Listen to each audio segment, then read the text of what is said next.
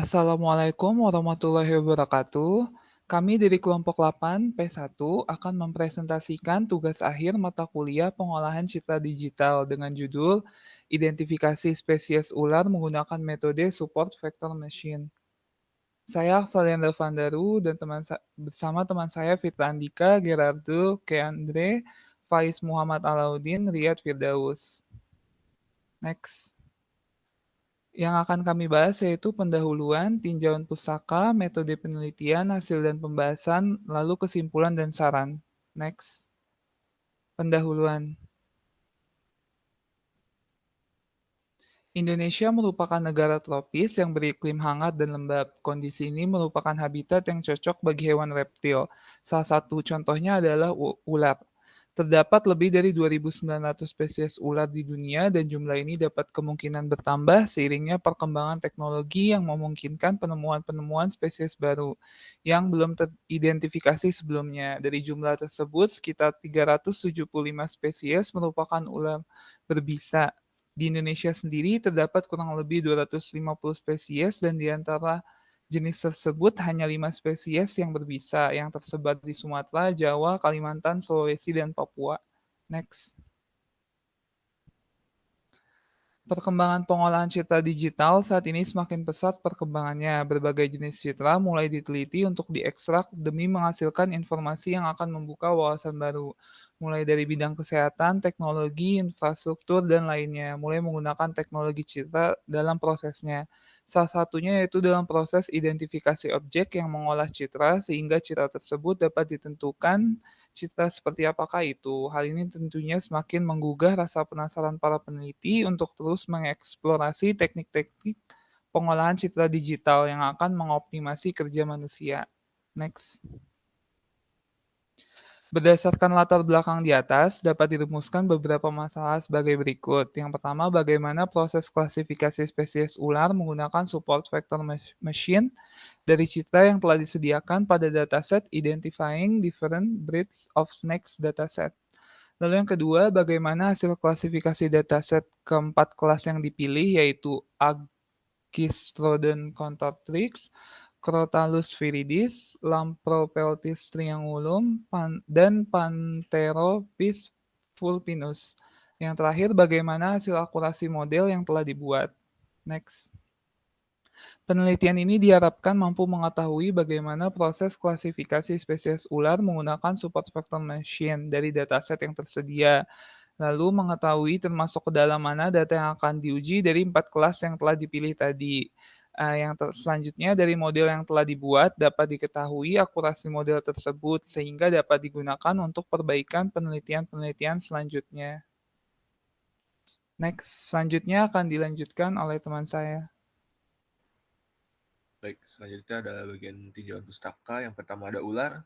Ular merupakan salah satu reptil yang paling sukses berkembang di dunia. Di gunung, di hutan, gurun, dataran rendah, lahan pertanian, lingkungan pemukiman, sampai ke lautan dapat ditemukan ular. Di Indonesia sendiri terdapat kurang lebih 250 spesies, dan di antara spesies jenis tersebut hanya 5 spesies yang berbisa dan tersebar di Sumatera, Jawa, Kalimantan, Sulawesi, dan Papua. Next. Selanjutnya ada klasifikasi, yaitu adalah cara untuk mengidentifikasi teknik pengelompokan untuk dataset tertentu dalam suatu format. Nah, identifikasi dilakukan tergantung pada nilai dari target atau output. Seluruh dataset yang dapat memenuhi syarat untuk menjadi anggota kelas. Teknik ini membantu dalam mengidentifikasi suatu pola pada data. Next. Selanjutnya ada pengolahan citra digital, yaitu istilah umum untuk berbagai teknik yang keberadaannya untuk memanipulasi dan memodifikasi citra dengan berbagai cara. Pada pengenalan pola, pengenalan citra antara lain berperan memisahkan objek dari latar belakang secara otomatis. Selanjutnya, objek akan diproses oleh pengklasifikasian pola.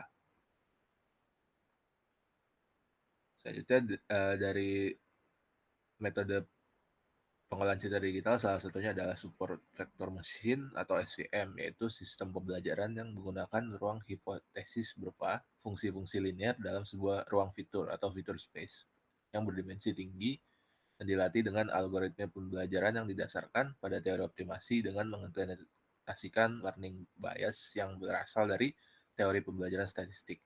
Tujuannya adalah untuk menemukan hyperplane optimal yang memaksimalkan margin pada masing-masing kelas. Baik, next. Untuk bagian selanjutnya akan dijelaskan oleh teman saya.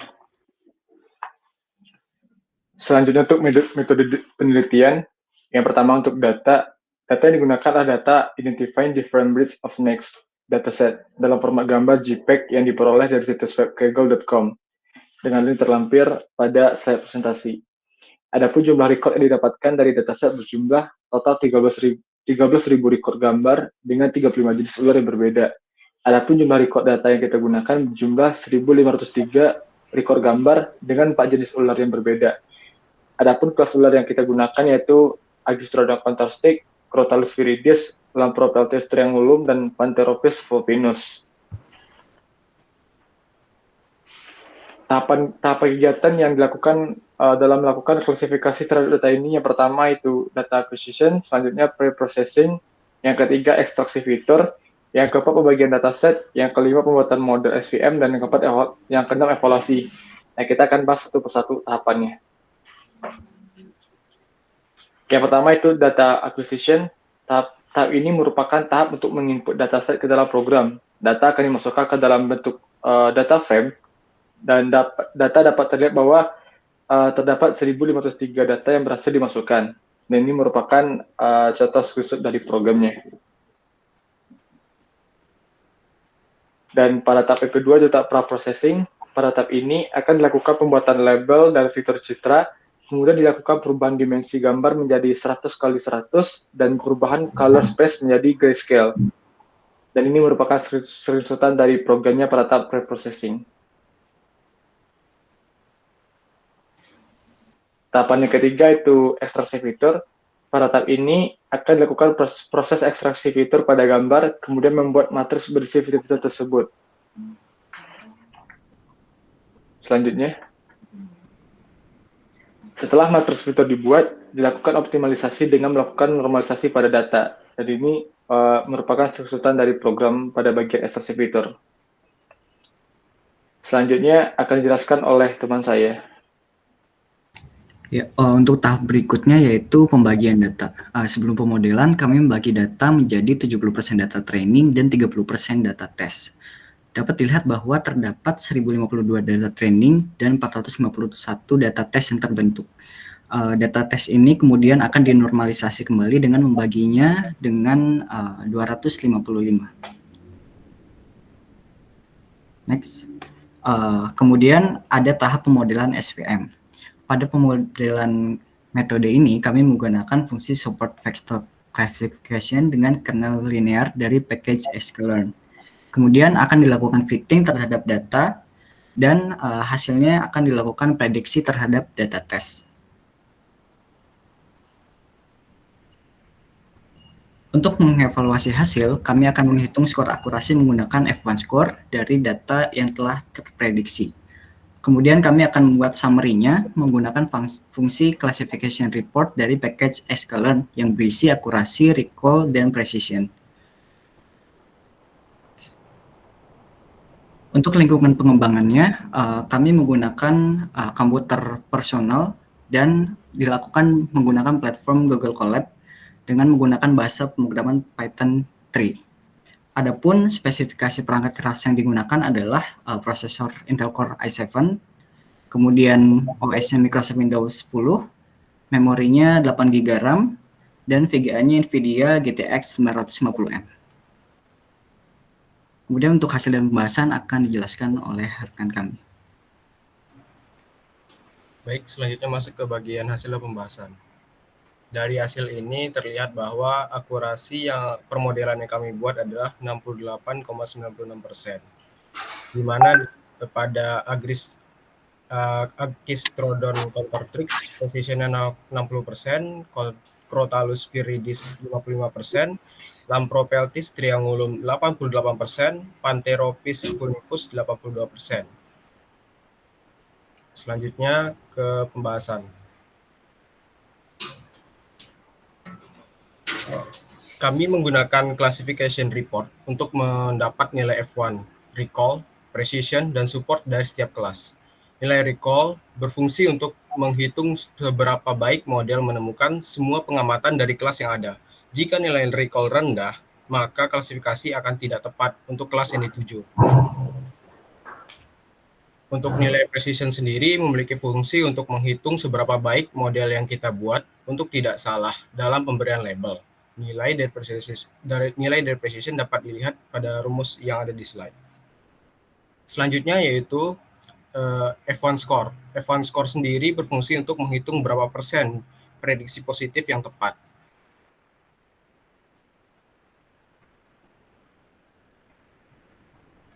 Baik, selanjutnya ke bagian kesimpulan dan saran.